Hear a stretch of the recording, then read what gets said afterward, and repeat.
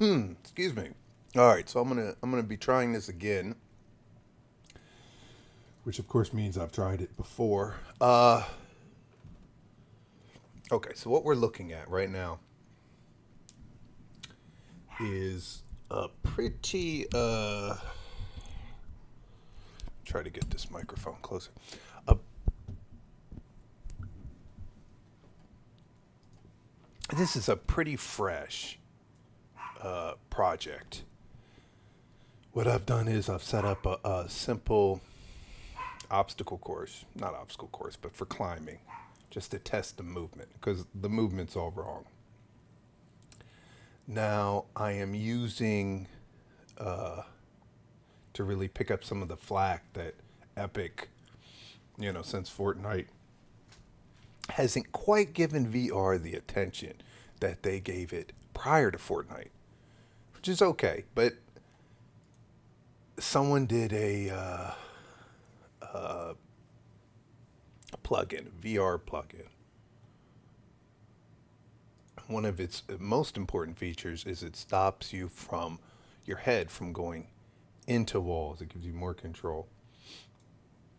So I have, and I'll give more information about that later, but I have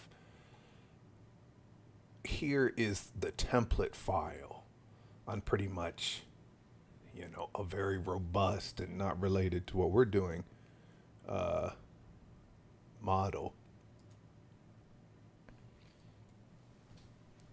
So the movement is this: you crawl around and well, that's all I'm going to take care of right now. So I want the person, if one hand you can grab, and it's that crawl climb mechanic where the hand stays frozen at that point and you're pretty much moving yourself in relation to the hand. So I'll put it on and I'll show you how it's not working. Does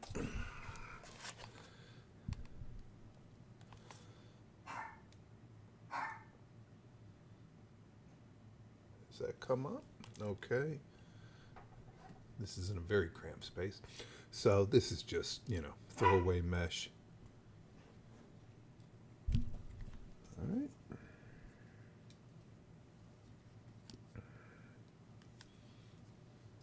I actually have the left hand set up. The right hand is not fully set up, so I can grab the air with the right hand and just keep going up.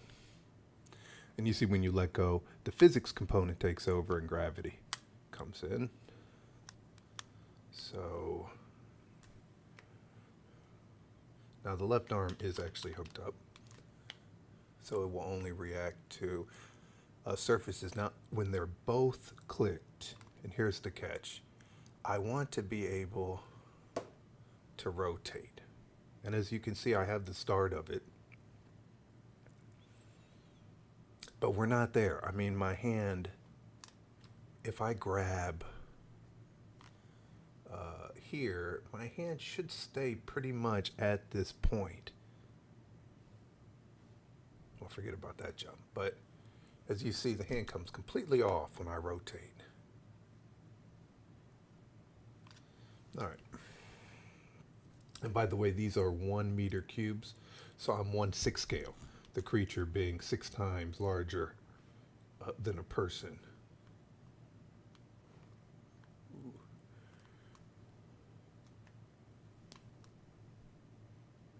Okay.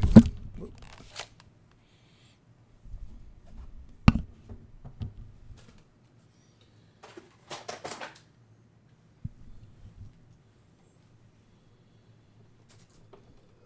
right.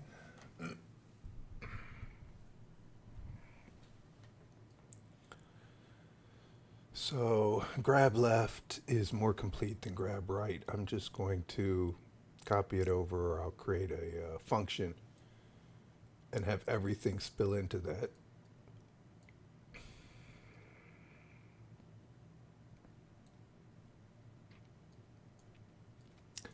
So what happens is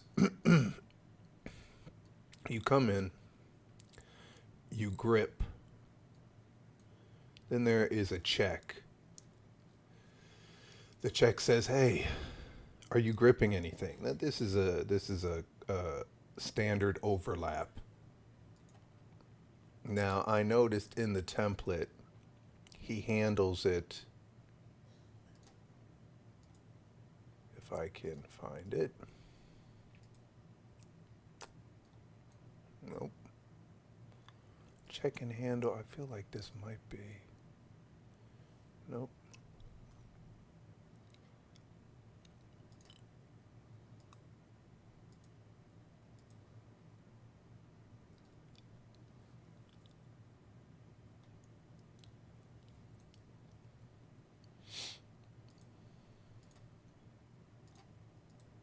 All right. Well, anyway, he runs first a hit sphere or I forget what it's called, but a scan, and then finds the closest to the center. If that fails, the component overlap takes place. And the reason for that is that the component overlap, if you're in the middle of a mesh, you're not actually overlapping anything because you need to overlap triangles. Now, my meshes, I'm going to make an interior kind of a cross section so that you're always grabbing onto something. So I'm not worrying too much, but we will add it. So, okay. If you are not, if you grab a hold of nothing, then you drop out. I'm going to then say you are not crawling. Well, that's not true. The other hand could be crawling. Okay. So you drop out, then it goes to true. Then it goes to, are you already crawling? Is the other hand crawling? The other hand is crawling. We're going to switch into rotate mode, which will allow us to rotate the view. And if it's not, it is now.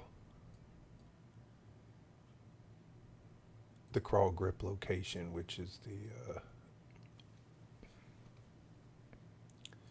where you've gripped. Records to crawling hand.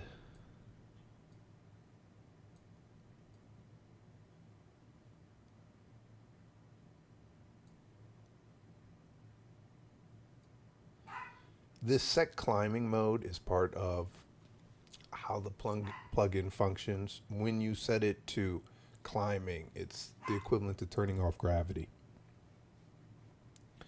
So when you switch it back on, the character will fall. This is how, I do want to make sure if I'm not climbing, I'm falling.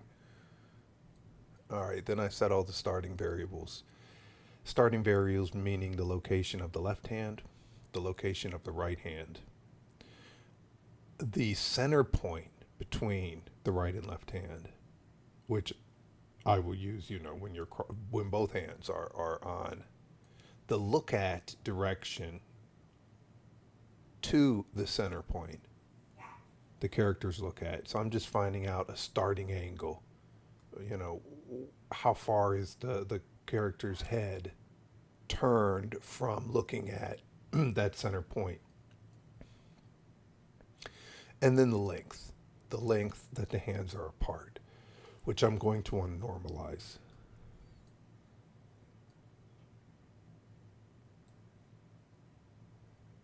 Okay. Then it goes into tick.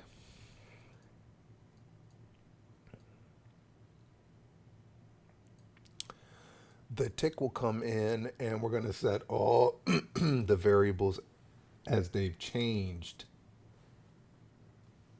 So we have both, which are the variables in the tick and then what they were before the tick.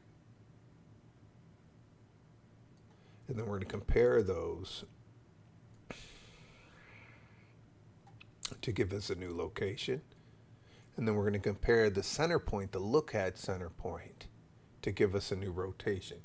And this is the bit that is not doing the work for us properly.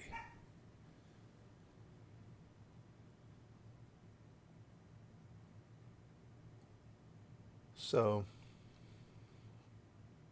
I don't think I'm actually going to stream the the work process at this point because there's still too much I'm going to change in terms of movement. But that's how it's laid out. And till the next one.